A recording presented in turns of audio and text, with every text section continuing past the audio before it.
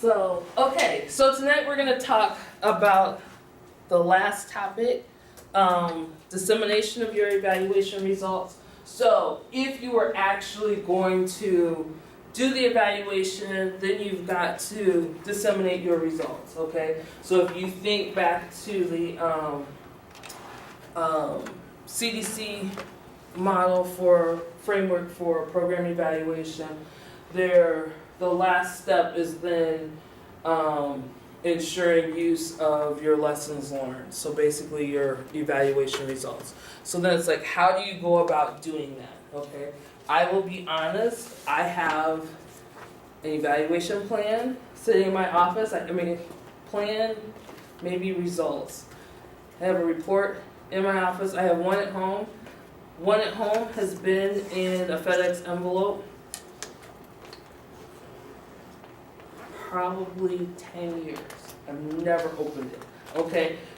You don't want an evaluation report to be like that. You don't want it to go sit on somebody's shelf in a FedEx envelope forever. You want people to actually use your results.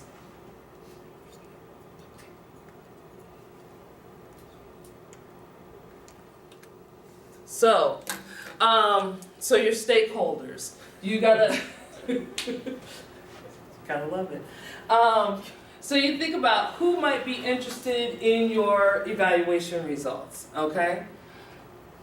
So it might be obviously your funding agency, so the people who gave you money, slow down. The people who give you money are going to be interested in your evaluation results.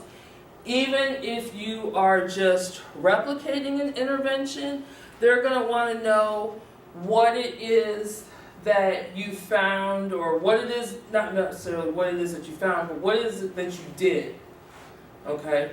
Like I say all the time, in this day and age of evidence-based interventions, the assumption is that if you implement the intervention as it was designed, so with fidelity, then the expectation is that you will have the changes in behavior or changes in health rates or whatever it is that you're supposed to have. So at minimum, they're going to want to know that that you did that, and then they can report that. Your program or your organization's administration may also want to know what's going on. So, if you're in a larger organization, they're going to want to know, or just within your own program, they're going to want to know, hey, here's how we're doing on our project, or here's what's going on, etc.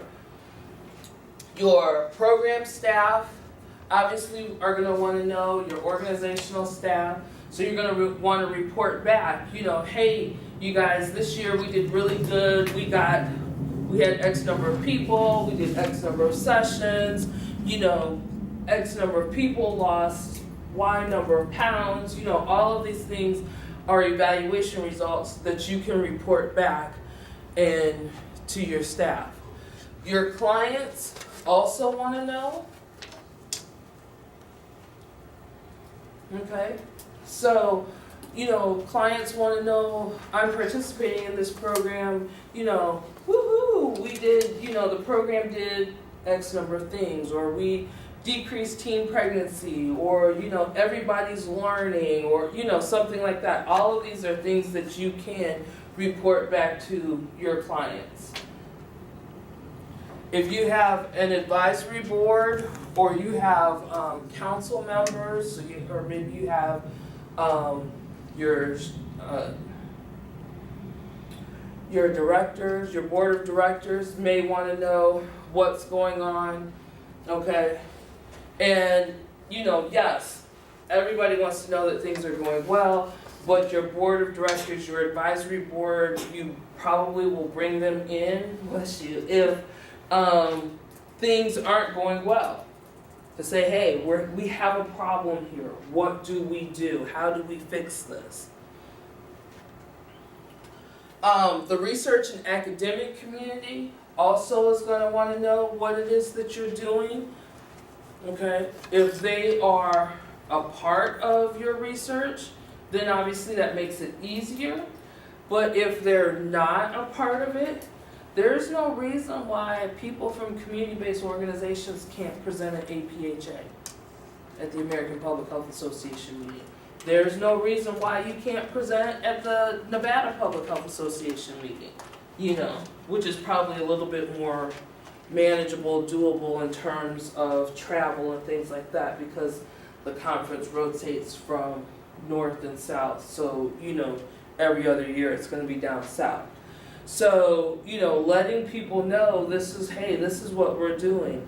Or if you've been consulting with an academic partner or a research partner, then they can also help you with presenting or writing a manuscript or anything like that, publishing your results. They may also invite you, for example, to talk to their class about here's what we're doing.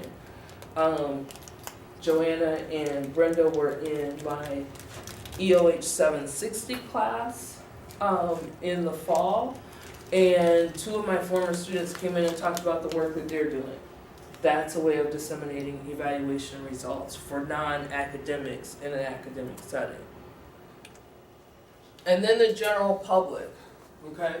So if you want to build support for your project, support for your issue, whatever it is that you've got going on, then you've got to think about how you're going to get things out to the general public, okay? And obviously varying ranges of educational level here, which then means you've got to have various ways of disseminating. And so that's why we're talking about this tonight. So the importance of sharing your findings. Why do we do this? So as evaluators, as people who do evaluation, we have a responsibility of sharing the findings. Not just the good stuff, but also the bad stuff. Okay? Because sometimes we learn just as much from what didn't work as from what did work.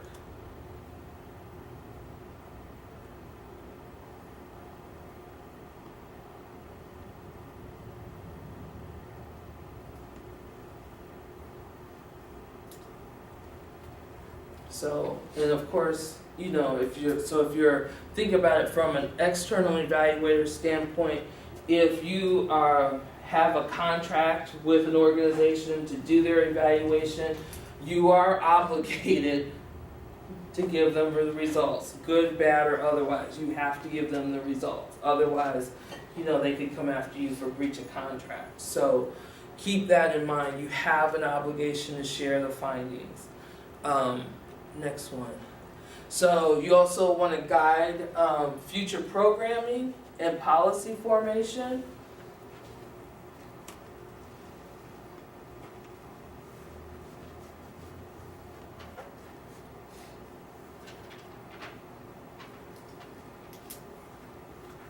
Okay, and so, part of the issue and the push with comprehensive sex ed is, you had organizations who got funding to do teen pregnancy prevention in community settings and non-school settings and things like that, and made a dramatic drop in teen pregnancy rates here in Nevada a few years ago. And so now, in terms of formulating policy, well, those interventions had to be medically accurate, they had to be pretty comprehensive, so it becomes now like, where could we get the most bang for our bucks? I don't know, maybe schools. And so then there was that push during these projects to get that passed through state legislation. So in terms of future policy formation, but also just future programming, just in terms of what do we need to focus on next with this funding or with our programming and what we're doing. You also have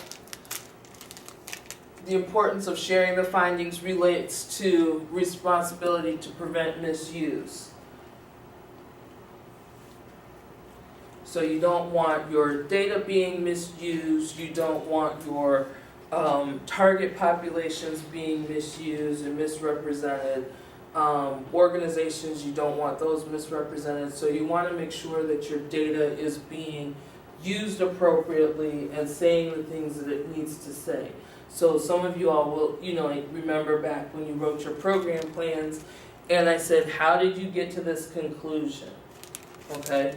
And so part of what that gets to is you've got to make all those connections. And when you don't, it's kind of a misuse of that data. So it's the same thing here. Like, you don't want to only do process level data and on some level say, oh, we had extensive impact in the community and we, for example, decreased pedestrian deaths. Okay? Well, you didn't quite look at that. You only looked at like implementation of the intervention. So you can't really say it was necessarily the program that did it, although you can say that we're pretty sure because we implemented the program with fidelity and here's the things that others have seen. But if you didn't measure it, you can't say that that's what you did. So you have to make sure that you're not misusing it. So characteristics of your evaluation that are going to influence use, characteristics of your evaluation data that's going to influence use, there's several things. So one is evaluator credibility.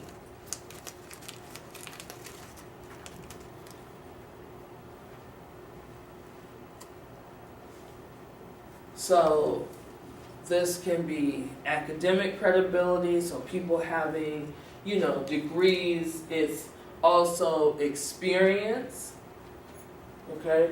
And not just experience in terms of evaluation, but experience in terms of collecting data, analyzing data, reporting data, things like that. It could be other work that, you've done in the area, who you've done things with. Sometimes it's that personal referral, so that's why I always encourage people to have, strong networks and to know people other places, because when you know people other places, then, sometimes an outsider saying, oh, this is a credible voice, as opposed to somebody locally saying that it's a credible voice, adds a little bit more credibility. Okay, so what would cause you to think that somebody's credible, somebody who's doing something? A lot of times this is going to depend on your reputation as an evaluator. So if you have a reputation for, being strongly one way or another on an issue, that could influence your credibility. So I was, I was just recently asked to come speak to a faith-based student organization on campus about sexuality and morality. And no, I'm not speaking to them. We saw that actually. We were wondering who that was. I don't know. Yeah, they've emailed me like twice and asked me to come and speak. And like I keep like digging a little bit more information. But I mean, part of it is it's my reputation. I don't want to be seen as, or being misconstrued as advocating one way or the other about something, especially something that's, a lightning point issue like sexuality and things like that. So, you have to be very, maintain that standard and be objective at all times. And you don't always want to be pulled into other people's things. So think about, your credibility, your professional reputation, because that speaks a lot to whether or not somebody will use your information. Okay? People, for the most part, know me as being, very objective and straightforward to the point. This is, she's going to tell you like it is, whether it's, you like it or not. And, which is not a bad reputation to have for an evaluator, because you're going to get the truth. You're not going to get fluff and, oh, everything, I hate those people. Oh, that presentation was wonderful. And I'm sitting there like, no, it wasn't. Shut up. Like, don't say that. So, Credibility is important. Disclosure of findings. Okay? So making sure that you are disclosing everything and that you are presenting an accurate picture and disclosing all the data and things like that.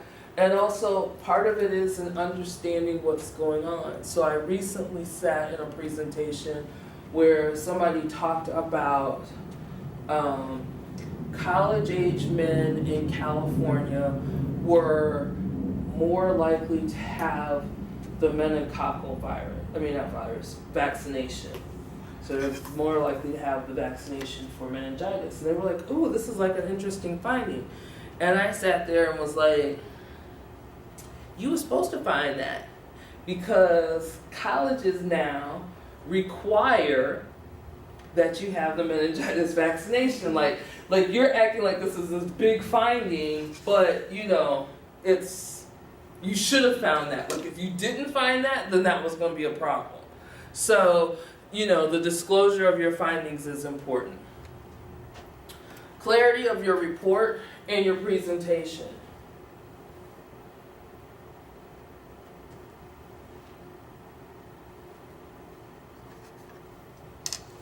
Okay, so how clear is your report? If you're doing an oral presentation, how clear is that? Some of this might mean thinking about literacy levels, okay, and what it is that you're talking about. Community people don't want to hear about chi-square and degrees of freedom and p-values and all that. That don't mean nothing. That mean standard deviations mean nothing to them, okay? So if that's the kind of presentation you're doing in the community, you will rapidly lose people, and people won't pay attention to what it is that you're saying. If you tell them a story, on the other hand, they will follow along in the story, but make sure the story makes sense. Or if you say, okay, I'm going to tell you 5 things today about what we learned about our project, and you only tell them 3 or 4, then you have some issues. People go, well, wait a minute. I thought they said they was going to tell us 5, and they only told us 3 things, or only told us 4 things. That clarity becomes an important issue. Timeliness.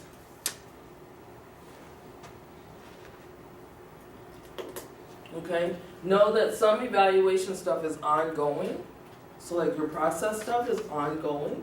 So you don't have to wait until the end of your project year to say, here's how many people we reached. You can kind of give updates of that throughout your project year. Understand too that sometimes you're collecting data and maybe you collect everything, like now, it's the end of the semester. Everybody's, doing course evaluations and things like that.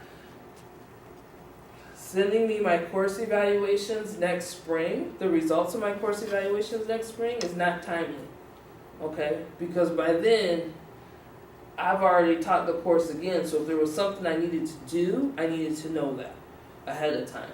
So making sure that you're getting that information back to people in a timely manner, particularly if they're using that information for further programming and things like that.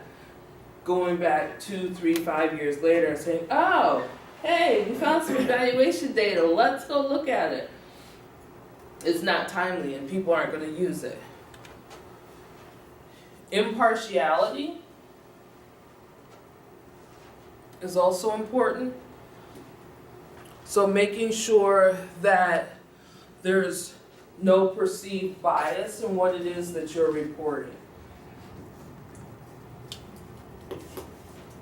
Part of this also means that you, if you have any conflicts of interest, you disclose those in your evaluation reporting. Okay, so conflict of interest would be you're evaluating the implementation of an intervention that you developed. That's a conflict of interest. Okay, you're evaluating the implementation of the intervention you developed. That can be a conflict of interest. Not if you're doing it obviously for research purposes and you're just, doing it, but now Planned Parenthood's calling me in to evaluate my intervention. That's a conflict of interest because I'm going to want to make it seem like my evaluation worked. Okay? And So it may not work. So then you would reach out to a different evaluator team, I guess. Mm-hmm. Would that usually be like the university or something? Well, no, okay, no, I It could be the university, it could be somebody different, or maybe it's still my shop, but instead of me overseeing the evaluation, I need to have somebody else. So when there's that perception of bias, then people are gonna say, oh, well, of course, it's her intervention. She's gonna want it to look good, being implemented in the community, kind of thing. Or, oh, well, she don't like those people no way. So she's intentionally gonna make them look bad. That kind of thing. You don't want to be in that kind of a situation, which again goes back to your credibility and being impartial. You want to involve stakeholders in the interpretation and the presentation of the results.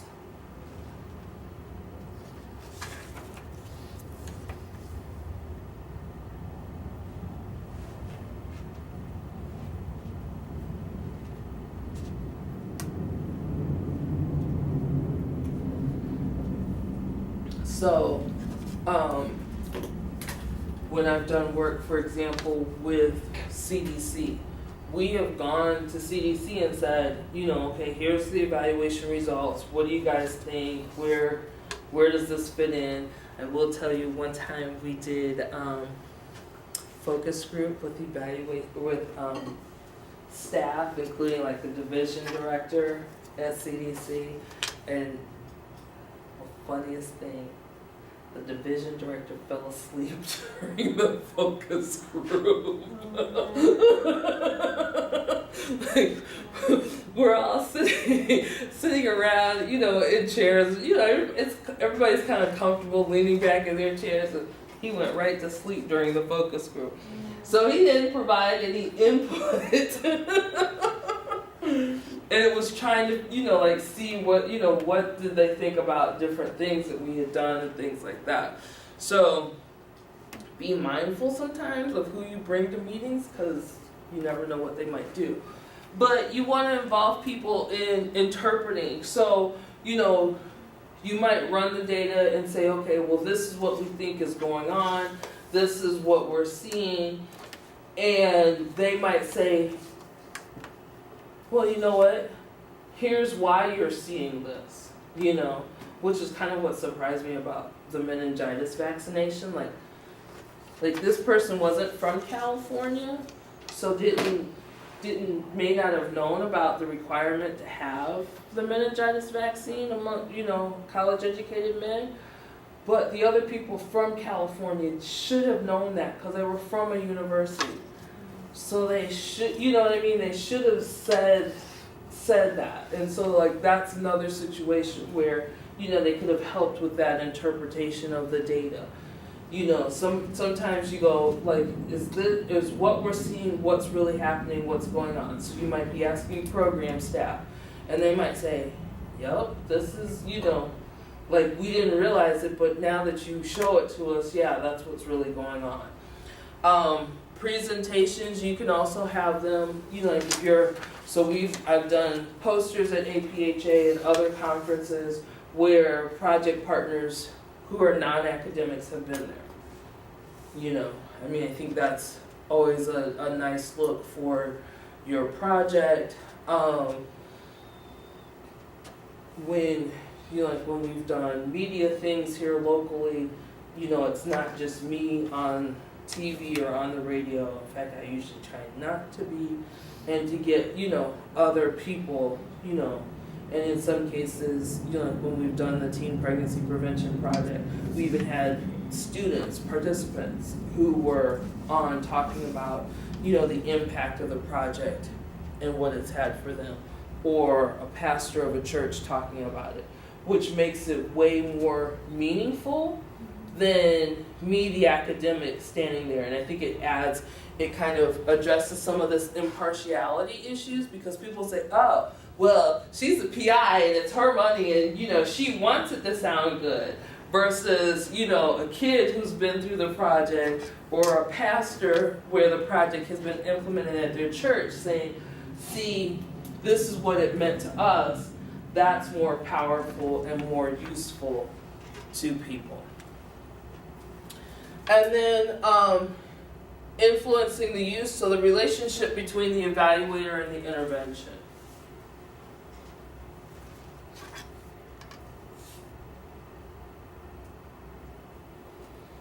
Okay, so again, some of that impartiality issue that I was talking about, but understanding that.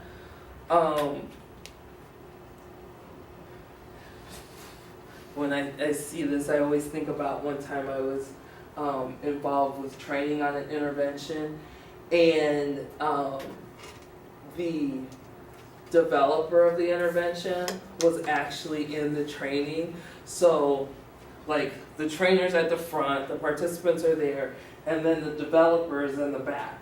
So the trainer would be like, blah, blah, blah, blah, blah, blah, blah, blah, blah, and then this is how you do it. And the developer would be like, no, it's not. That's not, that's not how you do it. That's the kind of stuff you want to avoid. And I recently was talking with somebody about another situation where the person who developed the intervention didn't want certain evaluation data coming out that might make the intervention look bad, because this person wants the intervention to be evidence-based. So then, thinking that there's a cash cow that comes with an evidence-based intervention, oh, we can make lots of money with this and things like that. So they were threatening the evaluators with we'll go and deny all of this. We might even sue you if you say that it wasn't successful. And they're like, it wasn't successful, kind of thing. So understand, those relationships as well. So steps for encouraging use. Once you got some good information, one is preparation.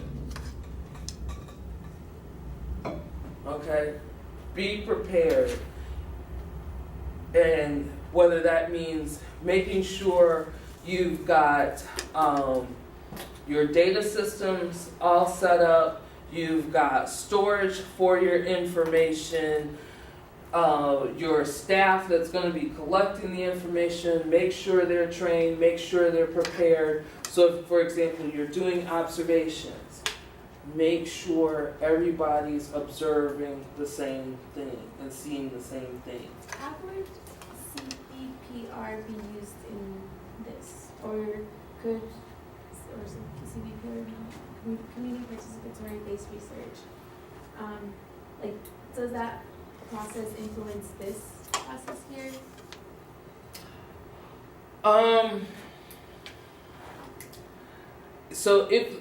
So what you're asking, let me just kind of simplify it, because I feel like you might be throwing out a term that might not be appropriate. Okay. So you're asking if you wanted to use community people to collect your data? Yes. No, I'm asking, so for example, making sure that dissemination of research is out and appropriate. I'm thinking there has to be some type of training for the people who you are disseminating that for, right? Right. Because, so that's why I mentioned, in my head, maybe community participatory based research would help with that dissemination. So you're talking about training the target audience of the evaluation results, or the people who are going to be disseminating? Couldn't it be counted as both? It could. CBPR really says that the community kind of dictates the evaluation and the data collection and the results, and then is involved in that. But the other part of that is that if you're now going to disseminate to communities, then they have to have some level of understanding. So there might be some general working with the community or reformatting your messages. Okay. So you're how it's being disseminated. So it might be that so let's say you did a program on blood pressure. Okay. So you might not be going to the community and saying, oh, well, our rate for hypertension is blah, blah, blah, blah, or here's how many people we found had hypertension. But you can say something more along the lines of people are healthier now, that maybe they've lost some weight, which has caused their blood pressure to come down, what you could even do is use a story of somebody or a picture of a community person and say, so-and-so participated in the project and her numbers have decreased and here's what she did to do that kind of thing. So, and the CBPR piece would be getting that community input on the development of that story. And they would help you to understand that your community isn't going to understand, well, we've had a 10% reduction in systolic and diastolic pressure, that kind of thing. They're going to understand this story. So you're going to work with in your preparation, you're also going to work with your stakeholders to increase your ability to translate actions or findings into appropriate actions. So just like, Brenda, what we were talking about with that one situation.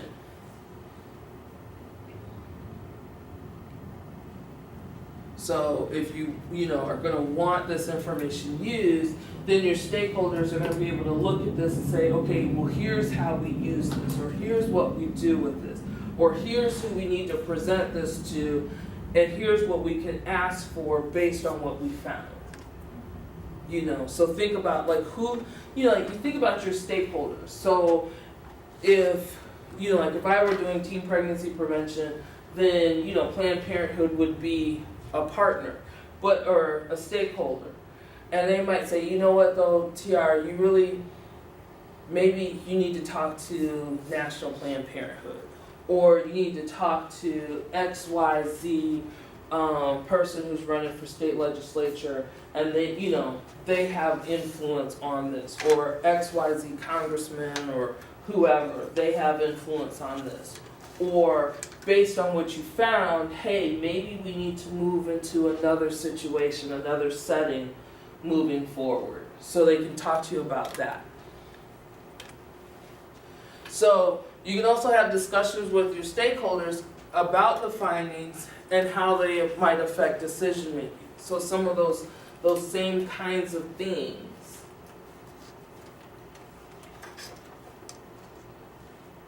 Like the right stakeholders can tell you, you know what, this is the information that we need to talk about, or this is the information that we need to know. Okay, I can tell you from being in meetings with Lawrence Weekly, he doesn't always care about what's going on in all of Clark County. He wants to know what's going on in West Las Vegas with his constituents. And he wants to know, does this information come from any of his constituents? So if you want to talk about BRFSS or YRBS or any of these other things, he wants to know specifically what's going on in West Las Vegas.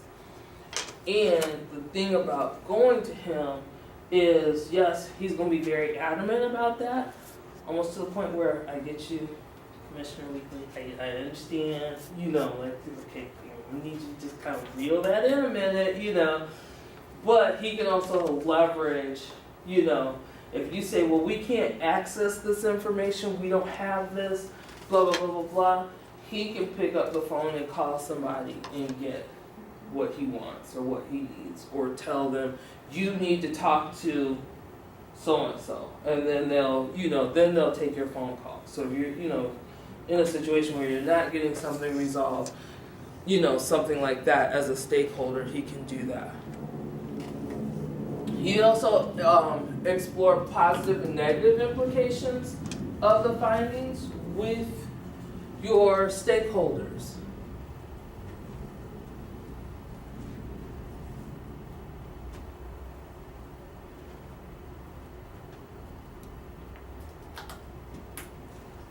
Okay? I mean, think about it. In an ideal world in public health, we want to be put out of our jobs. But while that's a good thing for the community, because that means they're getting healthier, that's a bad thing for us in terms of our jobs.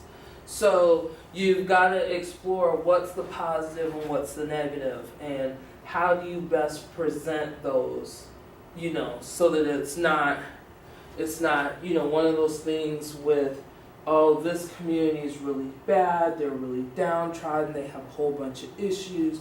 But what are some of the positives? Like, hey, we did this project, this is what happened, these things, people are doing better, etc. So kind of, how do you explore the positive and the negative?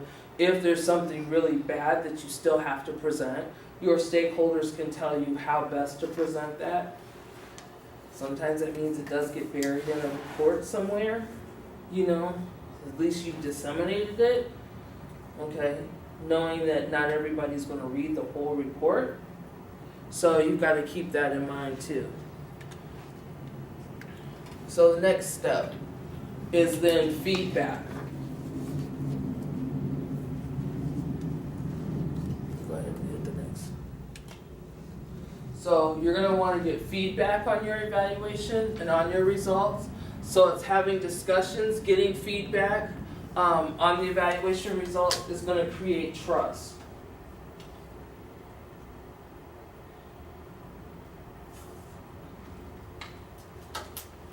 Okay, so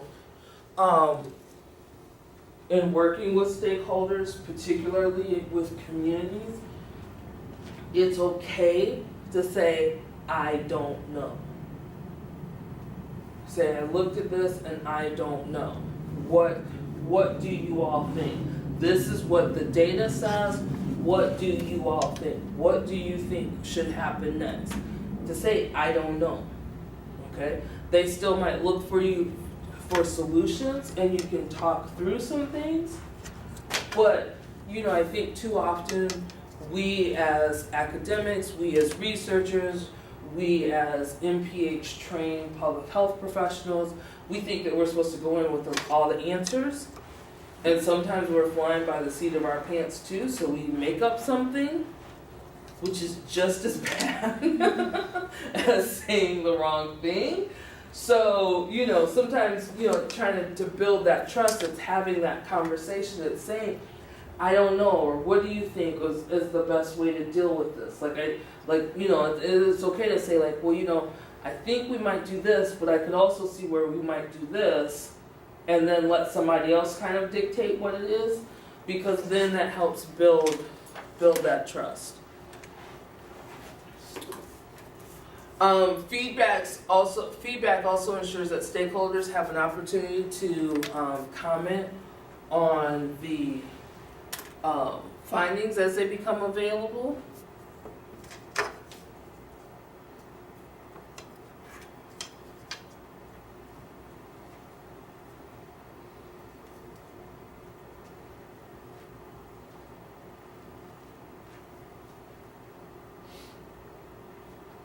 So, one thing that I always say in working with people is you give people the opportunity and a reasonable amount of time to provide feedback. Now, once you do that, it is up to them, in a lot of cases, to provide you with feedback. Okay? So, for example, let's say, put something out to like your capstone committee. Here, read this, give me some feedback. Most times you get no feedback, okay? So when you reach a certain point, it's like, well, I gave you an opportunity to provide feedback, you didn't, so now we have to roll with it. Anything else. If there's something you absolutely need feedback on, don't just put it out there and say, hey, give me feedback, in 7 days. Actually go to the person, get them on the phone and say, hey, I need to talk to you, I need feedback on this. And, if it's a long document, it's a long report, and by long I mean anything that's over like 3 pages, single spaced.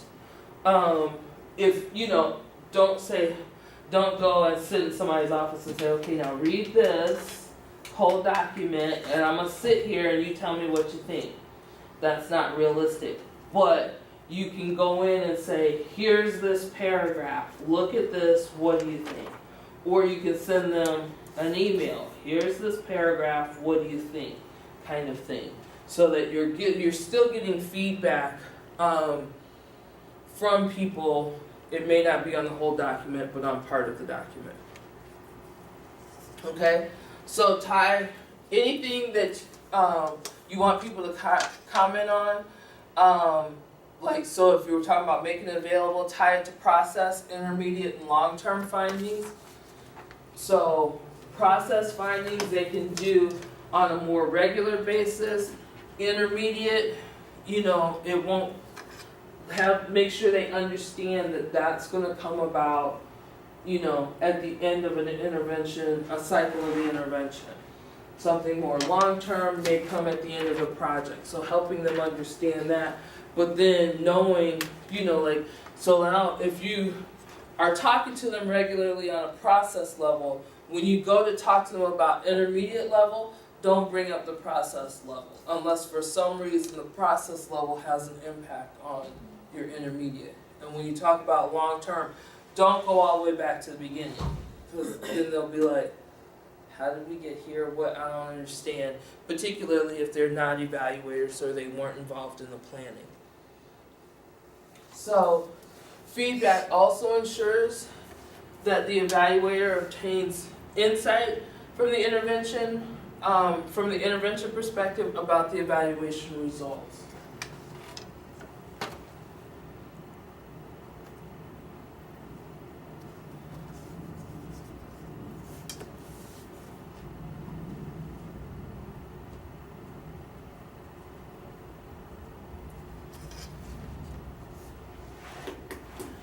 So,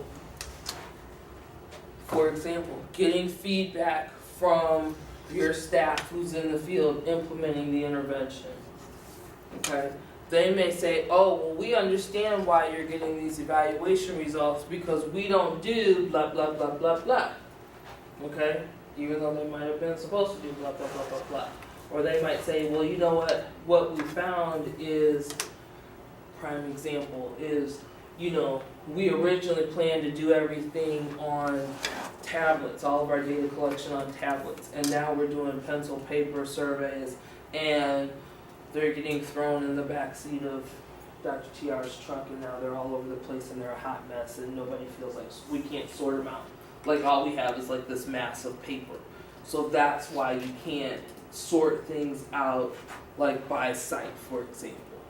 So, sometimes talking through with your staff and getting their input will give you some idea of here's actually what's going on from the intervention side, which might influence why you're seeing what you're seeing with the evaluation results.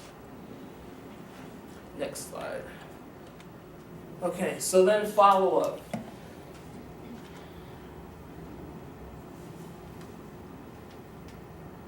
So here we're really talking about what happens after the evaluation results are out.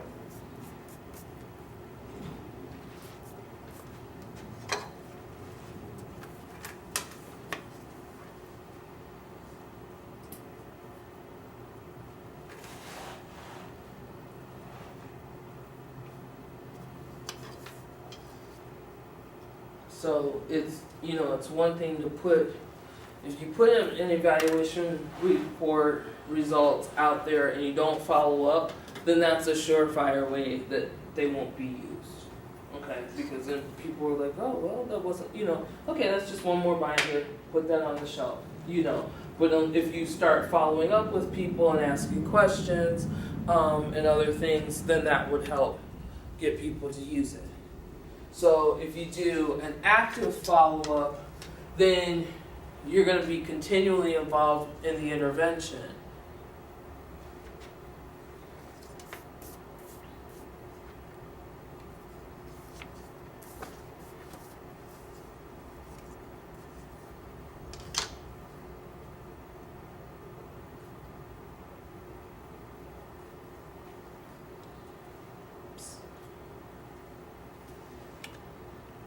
So, active follow-up means reminding people of the intended use. So, remind people, hey, we did this evaluation for a reason.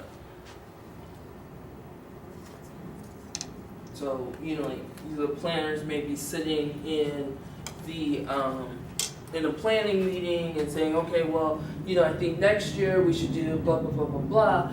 And it's like, instead of arguing back and forth, look at what did your evaluation tell you? Should you be changing anything? Can you do things the same? What should you change? Focusing the stakeholders on the most important findings.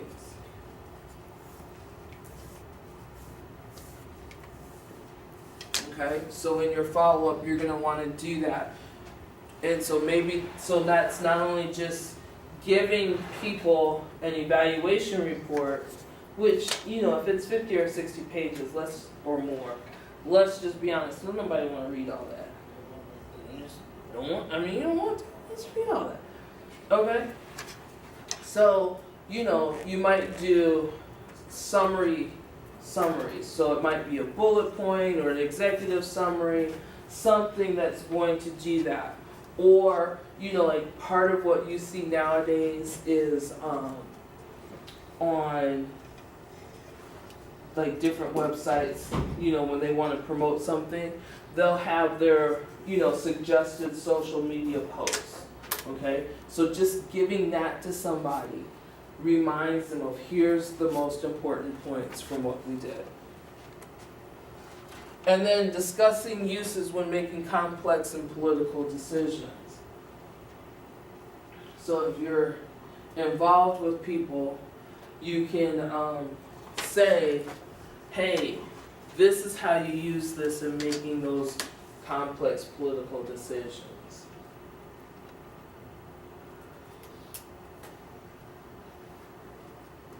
Okay, so if you want to make yourself, for example, more marketable as a evaluator, then these are going to be things that you're going to want to say, hey, I can help you do. But the other piece of it is, then, like if you're doing contract work, you're not going to do, I'm going to give you a report. But you may then develop some additional products for them, like social media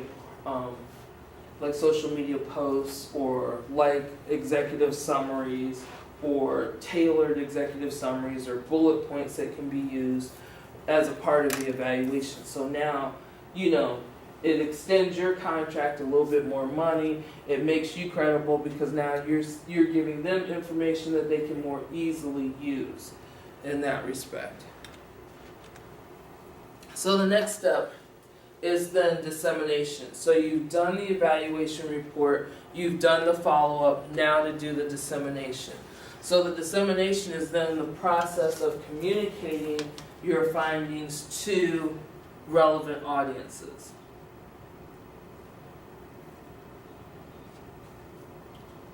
And so these relevant audiences now extend beyond just your stakeholders.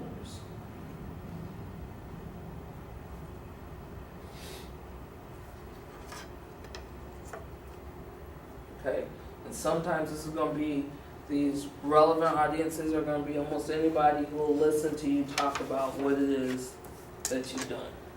Okay, or what is it that you plan to do as a result of. So I remember when Tony Sanchez was hired here as the football coach, and sitting in his office talking to him, and he was like, I'm out there talking to anybody who wants me to come talk to them. So if I'm, at the Rotary Club, I'm talking to them, or Toastmasters, or whoever. And so sometimes you'll see like he's out at Nellis talking to people, he's at the fire departments talking to people. I mean, wherever somebody will listen, he's there, okay? And on some level, you need to do this too, because that's how you build support for your program. Okay? You need to have that full and impartial disclosure when you're doing this dissemination. Okay? So again, those conflicts of interest, you gotta put them out there, Here at UNLV as a faculty member, every year we have to sign a conflict of interest. Anytime we get a new grant, we have to sign a conflict of interest notice. So just, be prepared to say, we don't have any conflicts, or if you do, here's what the conflicts are. You'll see this now in, I think to submit for APHA now, you have to notify whether or not you have any conflicts of interest. You have to do your financial disclosure statement. So all of that's important now. Dissemination requires pre-planning. Okay, and I don't think people always think about that. So thinking about what is it that you're going to tell, who, how are you going to tell them, those kinds of things. Because there's a lot of different ways of communicating information. Consider timing, style, tone, format, etc.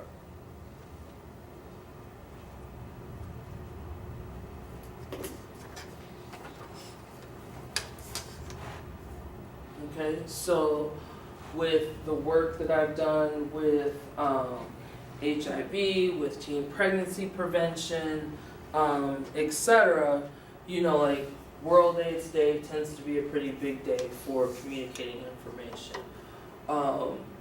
April 10th is National Youth HIV/AIDS Awareness Day, so that's another big day. February 7th is National Black Day of Prayer for HIV prevention. June 20th is National HIV Testing Day. So there's these different days where you can time stuff to come out, okay?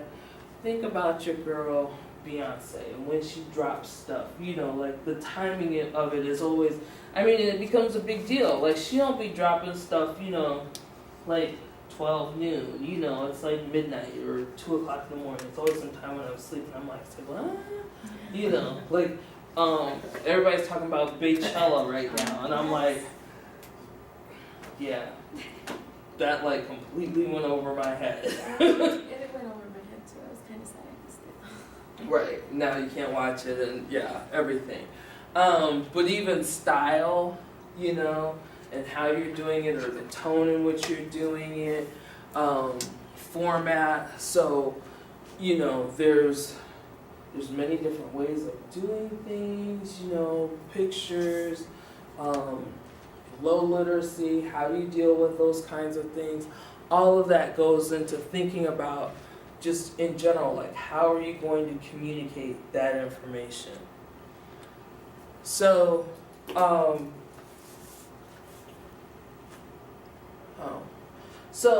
think about all of that. Like, obviously what you say, for example, in a tweet that's 140 characters is going to be different than 140 page. Or wait, now you have I think up to 210 characters now on Twitter. Oh no, it just increased. But obviously what you say in a social media post is going to be different than what you say in an actual report. So think of, you've got to pre-plan all of that stuff. So your evaluation report outline. obviously you're going to have a title page. It's going to say, you know, this is an evaluation report of blah, blah, blah, blah, blah, who it's probably prepared by, date that the report's finalized by, and maybe even the date of the project. You're going to have an executive summary or an abstract. Okay? If it's an abstract, usually it's like a paragraph or two. If it's an executive summary, it can be 1 to 2, maybe a little bit longer pages, depending upon how long the report is. If the report is 10 pages and you got a 5-page executive summary, your executive summary is too long. So it should be it's a summary, okay? So the length of the executive summary should be relative to the length of the actual report, okay? So if you have a short report, then you need to have a short executive summary. A table of contents. Okay. Microsoft Word will build one for you, but I would recommend not building your table of contents until you finish the entire document, because otherwise it gets thrown off if you start deleting sections or moving sections around. Your program purpose. So again, describing what it is, the overall intent of what it is that you're trying to do and what the program was trying to do. Next one. Your program description. So describing the program that you evaluated. Your evaluation methods.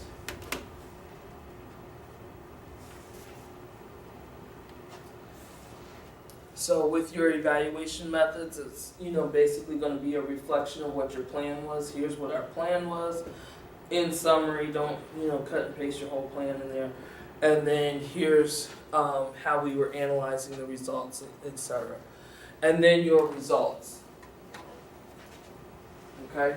So your methods should describe not only your evaluation tools, your evaluation questions, how you analyzed your data, then your results need to just, present the results of your data analysis.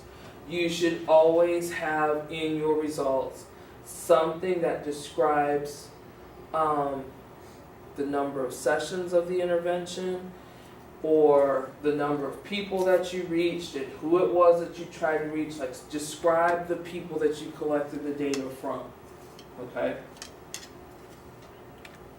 Then you're going to have your conclusions and your recommendations.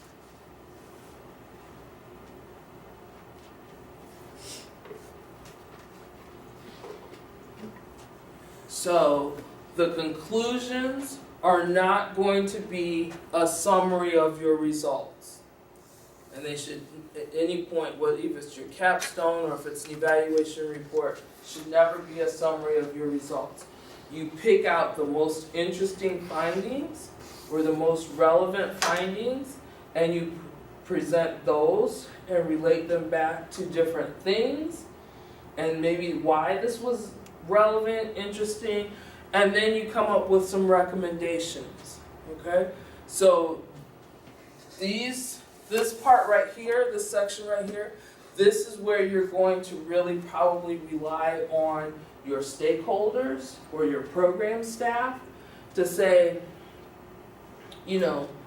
here's what the most interesting finding is.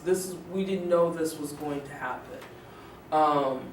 And then they can also help you come up with realistic recommendations, okay? And what's going to be feasible, okay? Because you might say, well, the whole program sucked, and so you guys should just blow everything up and start over. That's not realistic to say to people. But they might say, you know what, maybe we need to restructure what we're doing in our organization, or rethink what we're doing, or something similar, redoing something. Okay? You just clicky, huh? So now you have your evaluation report. You've got this outline. You're saying, okay, now we've got to get the dissemination out there. We've prepared to do the dissemination. So how do we go about getting the results out there? Now hit it. You want to create meaningful roles for your stakeholders in the delivery or the presentation of your findings.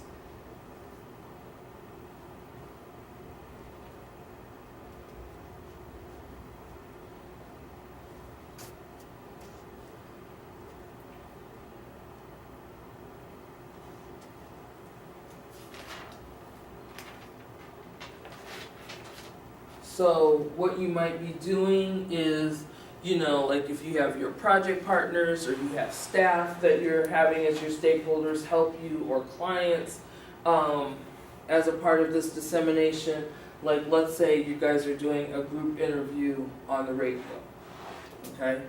Everybody has their role of here's the things to talk about, so when a question comes up relative to like a general description of the project, I might answer that. But then how we're working with churches, somebody else is going to answer that. What do the kids like about it? Maybe we have a kid who's there who's talking about the project. So everybody has their role, and it's very clearly defined who's talking about what. Okay? Very important, don't just have, people just don't want to be there just to be your wallflowers, your candy, for people to look at. They want to have some meaningful participation. They want to be able to do something, and in some cases they bring knowledge to the table, so let them use it. Let them do it. And plus it makes you look better too. An executive summary, okay? So if you've got or can come up with a short one-pager description, here's what we did, here's what we found, that can be given to people, or you can keep it on your, like if you have your business card and you have it on a website, then when you're meeting people, you can give them that, or you can give them the executive summary, or like if you're meeting with new potential partners, you can always just hand out the executive summary. Or, like sometimes you do presentations in the community and somebody says, hey, I want more information about that. Say, email me and I'll send you the executive summary. So those are always good things, because like I said, nobody wants to read no 50, 60 page plus report. Okay? Presentations, particularly that have graphics, that have photos, that have reenactments, that have questioning, are always good. Okay.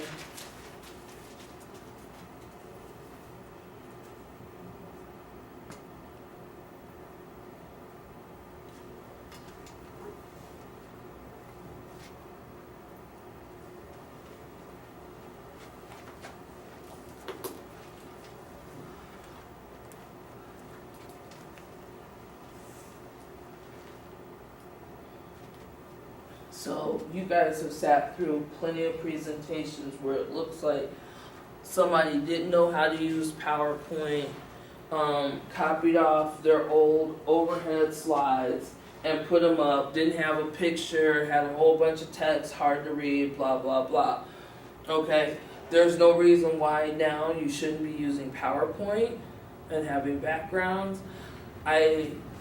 Prezi is okay, but just understand that people don't always like all that animation and flying in and stuff like that. And the same, like if you're doing a presentation, just know that people don't always like all that flying in. Graphics, photos, obviously. Anything that you can do that really kind of demonstrates or shows people this is what's going on and this is what we did. But then modify that for your audience. Okay, so charts and graphs with p-values and degrees of freedom and, a chi-square statistic or whatever statistic from whatever test you're running doesn't mean a lot of things to community people, okay? But if they can see pictures of people, they're kind of like, they kind of get it a little bit more, and then you can just explain it to them. Like, they don't need, we put more words on the slide when we're teaching, because especially in an academic setting, students are trying to take notes and things like that. Some people are visual learners, so they have to see it. Some people are auditory learners, so we're speaking. But if it's not a teaching or training situation, then it's okay to have less words on the slide, more pictures on the slide, etc. Consider using social media.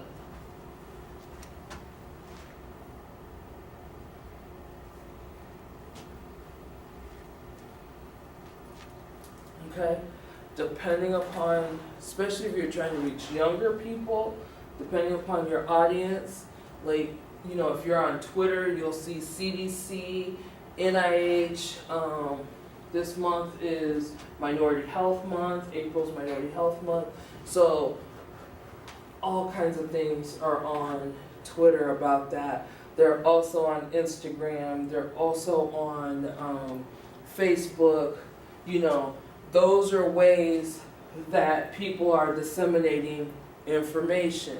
And you can now get, like CDC, for example, or Office of Minority Health Month right now, because it's Minority Health Month, will put out, like infographic pictures that you can put like on your websites, or you can put in your social media feeds that people can go to and they can look at. So, like wherever you think your audience is, and I can tell you, like, between my kids and my family, like the adults tend to be more on Facebook, and it's important that you have information there, especially given that audience. The younger people are more on Twitter, so understanding how that works. People tend to be on Instagram too, so you can put pictures up there. You can sponsor ads on Instagram, and people will then see them. But we got to get up to speed with that. And I know some of us don't like to use all that stuff for our own personal use, but we need to, if we're not doing it for personal, we may need to think about professional. LinkedIn is another place professionally where you can put information up, and the whole tagging people in things or sharing what other people have shared, that's how you get information out there. So if you really want to reach people, doing that. So some additional points to consider. You need to protect the anonymity of your participants. Okay?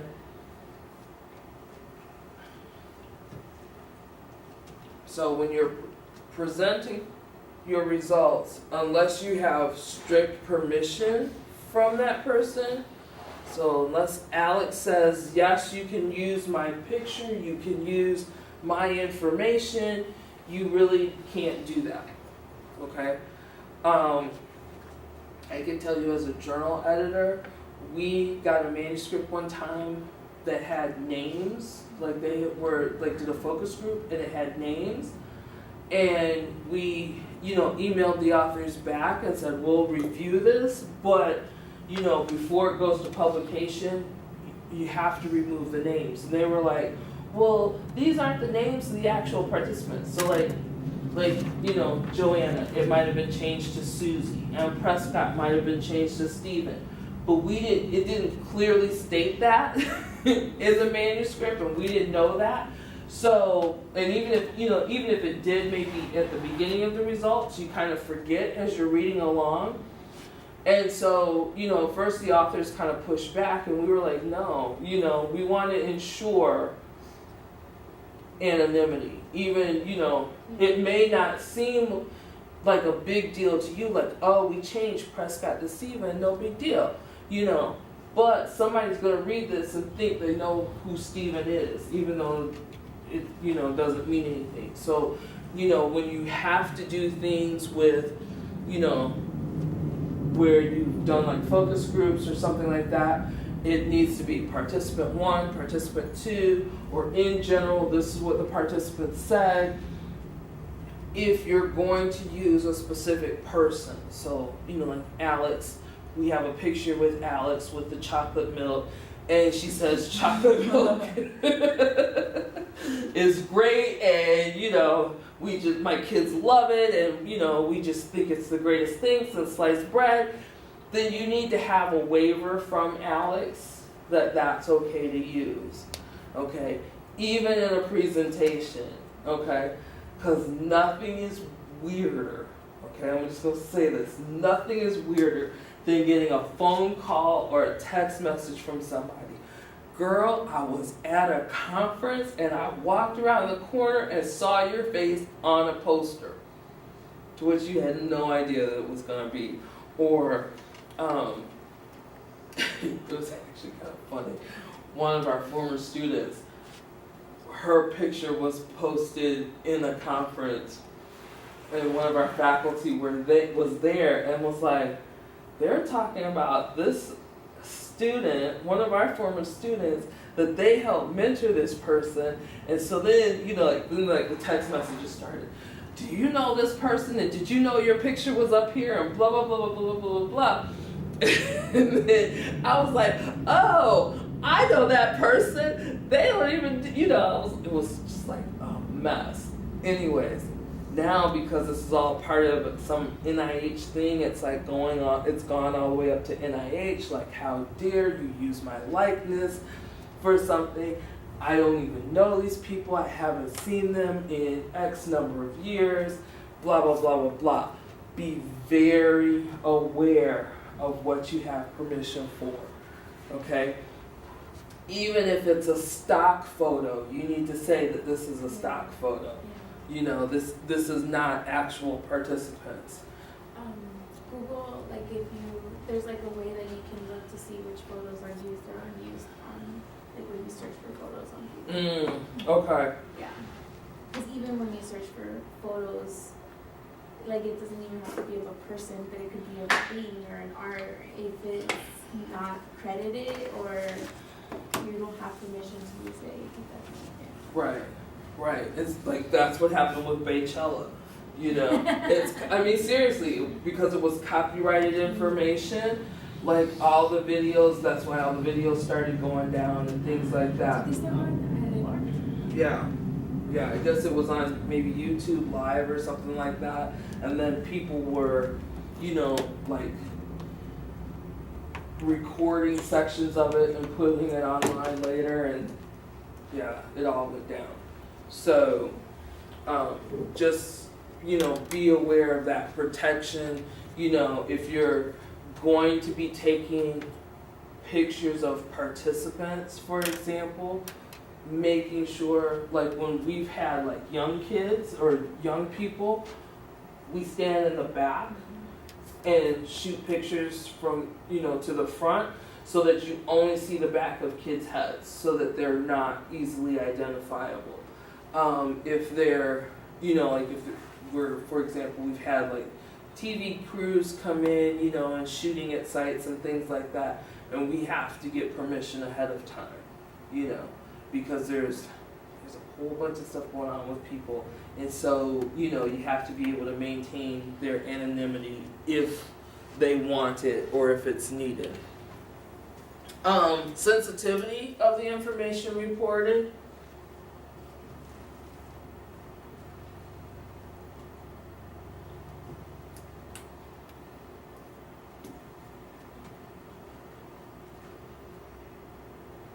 Okay, so if you're asking, first of all, part of this means you have to be sensitive about what you're asking people. But in terms of just reporting sensitive information, just be very aware of when you start presenting demographics and maybe drug-related behavior or sex-related behavior. If your group is small, it sometimes becomes very easy to identify people, okay? So, I use this example all the time in the School of Community Health Sciences. If you say, African American full professor. That's me. That's me. If you say female full professor, there's only 2 of us. Okay? So depending now on what it is that you're talking about, it's very easy to identify. Because one of us is a microbiologist and the other one is social behavioral. You know. If you talk about, if you just say Native American faculty member in the School of Community Health Sciences, there's only 1 person. So now if you report, like you do a focus group and you say, well, a Native American faculty member in the School of Community Health Sciences said blah, blah, blah, blah, blah. Well, if it wasn't flattering, everybody knows who the hell said it, So you have to be aware of that, Even, like, what was I looking at just the other day? HIV numbers in the state of Nevada. And so for some counties, they don't tell you how many cases there are because there's less than 5 cases. So it becomes very easy for people to identify who that one person is. And I can tell you people do. I might have heard me talk in the past about doing work with the county health department in Fort Pierce, Florida. And one of their challenges, one of the reasons people were not getting tested for HIV/AIDS or were not in treatment and care is because the one infectious disease doctor in town, their office was across the street from a Burger King. So people used to go to Burger King and sit and watch who went into the infectious disease doctor office to get services. Okay?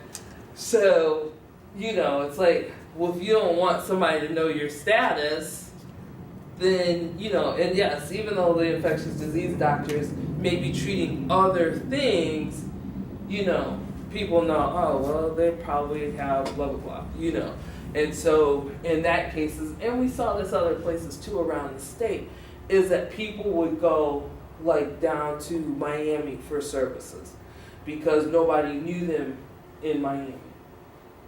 So thinking about the sensitive nature of the information that you're reporting. Confidentiality of the report.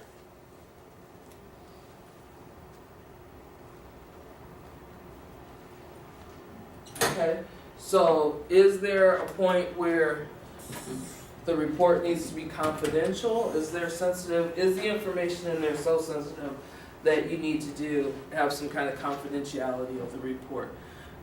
Please do not be naive and thinking that just because you stamp the report confidential that people aren't going to go, girl, look at this.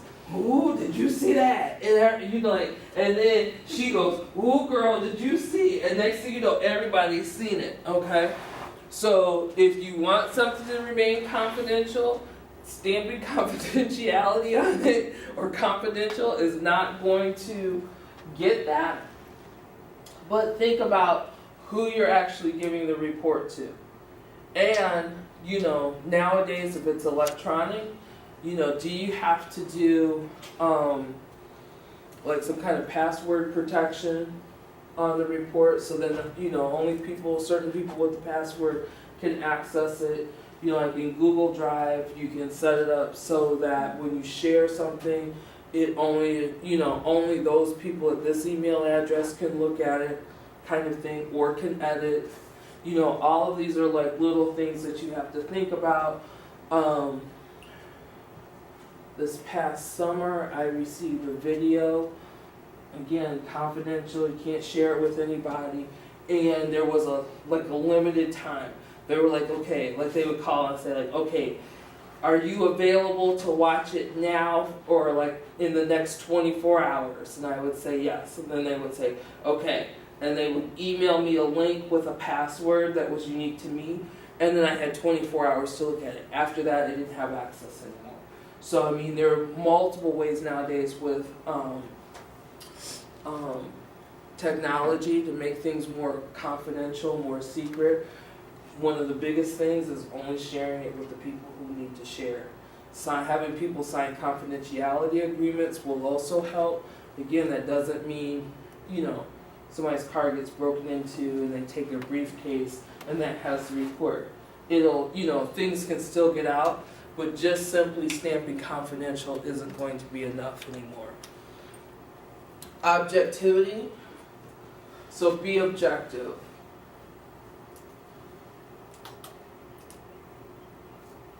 Okay? So with that being said, sometimes just know nobody cares what you think or how you feel about a situation, or if you feel yourself going down that path. Well, I think, or I feel like, it ain't, if you're coming in and you're evaluating something for somebody, it isn't about you and what you think or what you feel,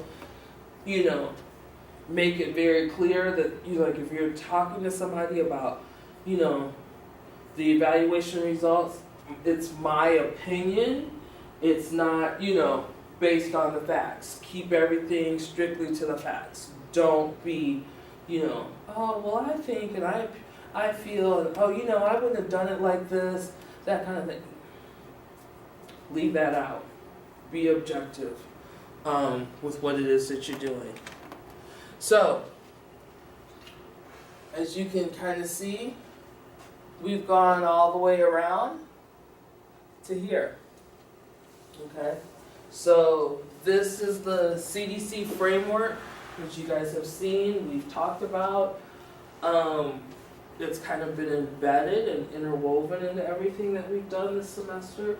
So, we've reached this last spot, and so now it's like, time for you guys to work. End of the semester. So, yeah, any questions about the dissemination piece?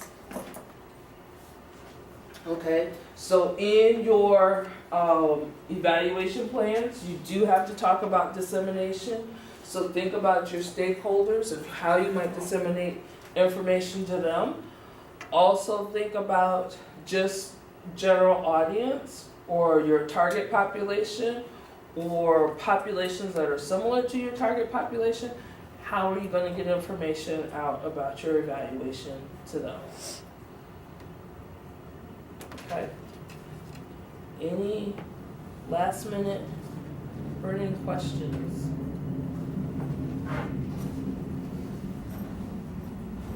Okay, cool. Well, it's been a good semester. I hope you guys learned something, a little something, other than Dr. TR is just as crazy as you thought she was. And like I said, if you need to